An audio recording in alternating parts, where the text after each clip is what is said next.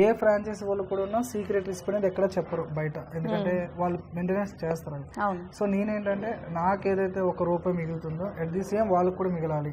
దీనిలో మళ్ళీ ఎటువంటి మనం తీసుకోకూడదు ₹1 కూడా. ఆ విధంగా మనది సక్సెస్ నడుచుకుంటూ వచ్చింది మేడం.